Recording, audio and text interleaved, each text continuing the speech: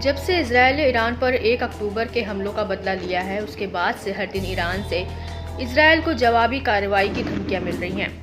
पिछले दिनों ईरान के सुप्रीम लीडर अली खामेनेई ने भी इजरायल पर अमेरिका को लेकर सख्त चेतावनी दी थी।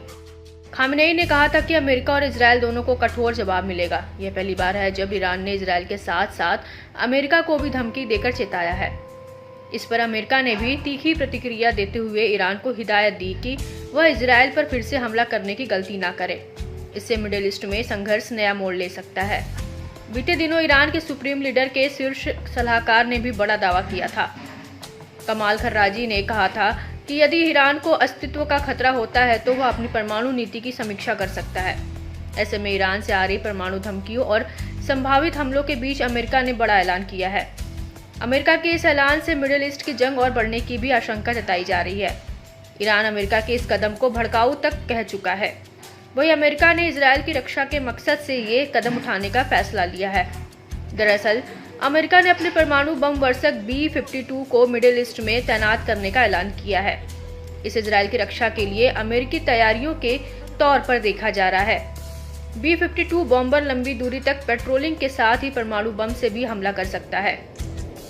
ऐसे में अमेरिका ने जता दिया कि वह इजरायल के साथ पूरी तरह से खड़ा है। लिहाजा संभावित हमलों की तुरंत प्रतिक्रिया देने के लिए अमेरिका ने अपना सबसे शक्तिशाली और भरोसेमंद B-52 बम वर्षक विमान तैनात करने का फैसला लिया। इसके अलावा अमेरिका ने लड़ाकू विमान, ईंधन भरने वाले विमान और नौसेना युद्धपोत तैनात करने की भी घोषणा की है। पेंटागन के प्रवक्ता मेजर जनरल पैट राइडर ने कहा, अगर ईरान, उसके साझेदार या उसके प्रतिनिधि इस अवसर का उपयोग क्षेत्र में अमेरिकी कर्मियों या हितों को निशाना बनाने के लिए करते हैं तो अमेरिका अपने लोगों की रक्षा के लिए हर आवश्यक कदम उठाएगा।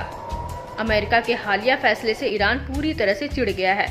ईरान के विदेश मंत्रालय के प्रवक्ता ने B-52 बम वर्षकों की तैनाती के बाद अमेरिका की आलोचना की है। इस्माइल बाघेई ने कहा कि ईरान का हमेशा से मानना रहा है कि मिडिल ईस्ट में अमेरिका की उपस्थिति एक अस्थिर उपस्थिति है। واکنش ما در برابر تجاوز هر تجاوزی قطعی و قاطع خواهد بود. اونچه که ما اعلام کردیم و از طی یک سال بارها هم تکرار کردیم این هست که مسئله اصلی نسل‌کشی در فلسطین اشغالی در غزه و ادامه تجاوزات در لبنان هست. مادامی که این وضعیت وجود داره منطقه در معرض تشدید ناامنی و گسترش جنگ است. مادامی که با حضور نیروهای بیگانه به ویژه آمریکا مواجه است با مشکل و با تنش مواجه خواهد ماند. قطعاً بر عزم و اراده ما در دفاع از خودمون تأثیری نخواهد داشت، ولی فکر میکنم بیش از پیش کشورهای منطقه رو باید به این نتیجه برسونه که برای دفاع از امنیت و ثبات منطقه لازم هست با همدیگر و با کمک همدیگر موضوعات منطقه‌ای رو به پیش ببرد. बता दें कि ईरान ने इजरायली हमलों का करारा जवाब देने की कसम खाई है। ईरान के शीर्ष नेता इजरायल को उसी की भाषा में जवाब देने को उतारू हैं। हाल में ईरान के राष्ट्रपति मसूद पेजेश्कियन ने कहा कि ईरान के पास मिसाइलें हैं, इसलिए इजरायल हम पर हमला करने की हिम्मत नहीं करेगा।